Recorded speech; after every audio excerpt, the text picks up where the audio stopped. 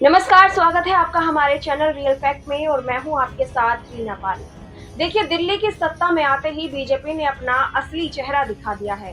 देश की राजधानी में भी बीजेपी उसी ढर्रे पर लौट आई है जिसके लिए वो विख्यात है। मतलब विकास से ध्यान हटाकर बेवजह के मुद्दों को हवा दो और जनता का ध्यान भटका दो। विपक्ष अगर सवाल पूछे तो सदन से सस्पेंड कर दो और एंट्री पर बैन लगा दो। दिल्ली विधानसभा सत्र का तीसरा दिन भी हंगामों से भरा रहा। आपके 21 निलंबित विधायकों को विधानसभा परिसर में एंट्री नहीं दी गई। पुलिस ने विपक्ष के विधायकों को प्रवेश करने से रोक दिया, जिसके बाद नेता प्रतिपक्ष आतिशी की पुलिस के साथ तीखी बहस हुई और फिर आपके 21 विधायक विधानसभा के बाहर ही धरने पर बैठ गए। इस दौरान आप विधायकों ने हाथ में भगत सिंह और अंबेडकर के फोटो लेकर जय भीम के नारे लगाए।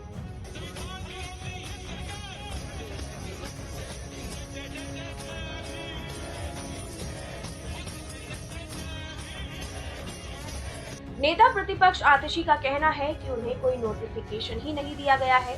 आम आदमी पार्टी विधायकों का ये भी दावा है कि उन्हें सिर्फ सदन से निलंबित किया गया है, पूरे विधानसभा परिसर से नहीं। आतिशी ने बीजेपी सरकार पर गुंडागर्दी करने का आरोप भी लगाया है। आतिशी ने कहा है कि बीजेपी ने तानाशाही की सारी हदें पार कर दी है। आम आदमी पार्टी के विधायकों का आरोप है कि उन्हें सिर्फ इसलिए विधानसभा से बाहर कर दिया गया क्योंकि उन्होंने सदन में जय भीम के नारे लगाए।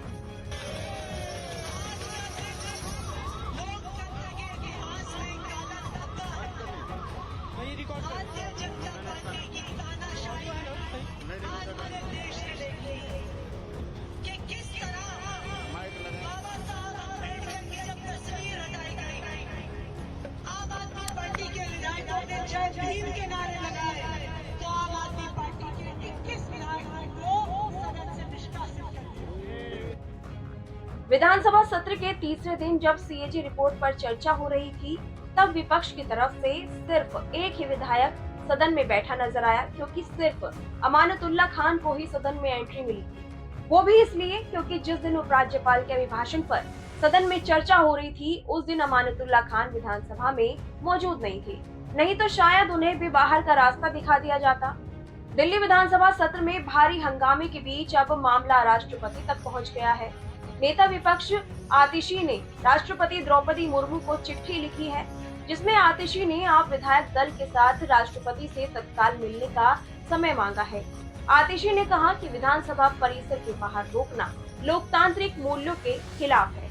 आतिशी ने कहा कि बाबा साहेब अम्बेडकर और शहीद भगत सिंह की तस्वीर दिल्ली सरकार के दफ्तरों से हटाना शहीदों और दलित पिछड़ों का अपमान है। मैंने राष्ट्रपति को पत्र लिखा है, कल उनसे मिलने का समय मांगा है, क्योंकि आज जो गैर लोकतांत्रिक कदम भारतीय जनता पार्टी ने उठाया है, गैर लोकतांत्रिक, गैर संवैधानिक और गैर कानूनी कदम उठाया है, उसके खिलाफ कल हमने राष्ट्रपति से मिलने का समय मांगा। दिल्ली की महिलाओं को हर महीने 2500 रुपए देने के अपने वादे से बीजेपी भले ही बचती हुई नजर आ रही हो, लेकिन बीजेपी सरकार ने दिल्ली में विकास का नया तरीका खोज निकाला है। मतलब अगर धरातल पर विकास उतार पाने में सफल ना हो पाओ तो अव्यवस्थाओं का नाम ही विकास रख दो। सही सुना आपने, दिल्ली में बीजेपी की सरकार बनते ही अब जगहों के नाम बदलने का सिलसिला भी शुरू हो गया है। दिल्ली में आरके पुरम क्षेत्र के मोहम्मदपुर गांव का नाम माधवपुरम और नजफगढ़ का नाम नाहरगढ़ करने पर चर्चा चल रही है। बीजेपी विधायक अनिल शर्मा का कहना है कि वो आरके पुरम के मोहम्मदपुर गांव का नाम बदलकर माधवपुरम रखने का प्रयास करेंगे। जिस तरह से दिल्ली में नाम बदलने की कवायद चल रही है, उससे बीजेपी का मुस्लिम विरोधी चेहरा भी सामने आ रहा है। मुस्तफाबाद से लेकर नजफगढ़ तक बीजेपी को सिर्फ उन्हीं नामों से ऐतराज क्यों है जिनका संबंध मुसलमानों से है। दिल्ली में बीजेपी सरकार का पूरा ध्यान सिर्फ सीएजी रिपोर्ट पर है। बीजेपी इस बात को लेकर उतावली बैठी है कि सीएजी रिपोर्ट के आधार पर केजरीवाल को किसी तरह से दोबारा जेल भिजवा दिया जाए। विधानसभा ने शराब नीति पर सीएजी रिपोर्ट पीएसी को भेज दी है। इस पर अब पीएसी 3 महीने में अपनी सिफारिश देगी। इससे पहले तमाम विभागों को सीएजी रिपोर्ट को लेकर 1 महीने में अपना जवाब देना है, लेकिन दिल्ली की जनता तमाम हालातों पर अपनी नजर बनाए हुए है। जनता ये भी देख रही है कि कैसे बीजेपी ने असल मुद्दों से ध्यान हटा दिया है। बीजेपी अपने चुनावी घोषणा पत्र में किए वादों को पूरा करने की बजाय जनता के लिए नए शगुफे लेकर आ रही है।